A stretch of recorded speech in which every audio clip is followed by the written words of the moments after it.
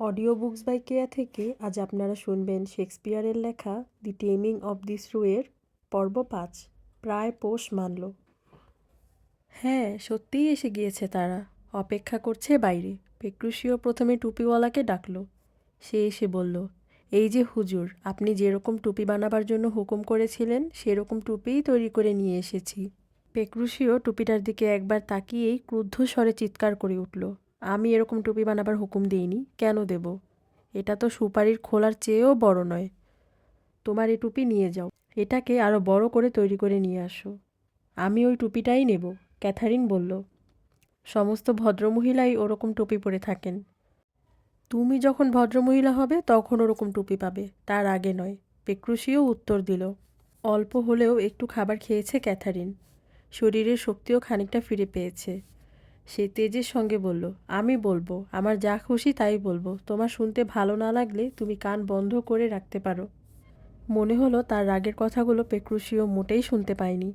ক্যাথারিনের কথার উত্তরে সে বলল, তুমি ঠিক বলেছ গিন্নি। এটা একটা বাজে বিশ্রী টুপি। তুমি যে এটা পছন্দ করতে পারোনি তাতে বুঝলাম যে তোমার রুচিবোধটা বেশ প্রখর।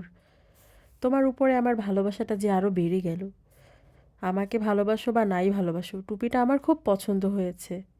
আমি এ টুপিটাই নেব, অন্য কোনো টুপির আমার দরকার নেই। পেক্রুশিও ক্যাথারিনের কথায় কোনো কানই দিল না। সে শুনতেই পেল না তার কথা। সে বলল, তোমার জন্য যে পোশাকটা তৈরি করবার হুকুম দিয়েছি সেটা তুমি দেখতে চাইছ? ঠিক আছে, এক্ষুনি দেখতে পাবে। ওরে, কে আছিস? দর্জিকে এখানে নিয়ে আয়। চাকরের সঙ্গে দর্জি এলো। তার হাতে একটি চমৎকার পোশাক। সঙ্গে সঙ্গে পেক্রুশিও পোশাকের খুঁত ধরতে শুরু করলো। এ কী পোশাক তৈরি করেছো? কাপড়টা সস্তা, বাজে, কাটছাঁটো, জঘন্য। আমার স্ত্রী অভিজাত বংশের মেয়ে, অভিজাত বংশের বউ। তিনি এরকম বাজে পোশাক কিছুতেই পছন্দ করবেন না।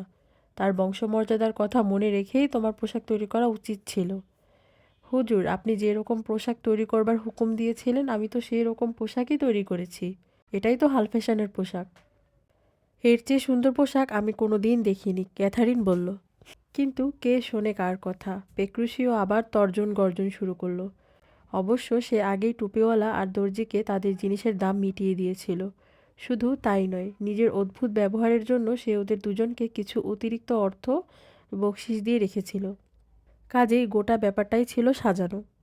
যাই হোক, তর্জন গর্জন করে আর দু এক ঘা মেরে টুপিওয়ালা আর দর্জিকে তো বিদায় করা হলো।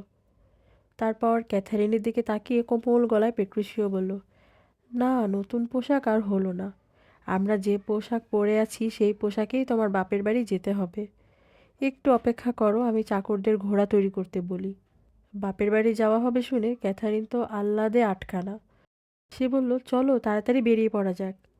পেক্রুশিও বলল, হ্যাঁ চলো, এখন বেরোলে দুপুরের খাওয়ার আগেই আমরা তোমার বাপের বাড়ি পৌঁছে যাব। বেলা তো হয়নি, এখন তো সবে সকাল 7টা। সকাল 7টা? লোকটা বলে কি? বেলা তো গড়িয়ে গিয়েছে।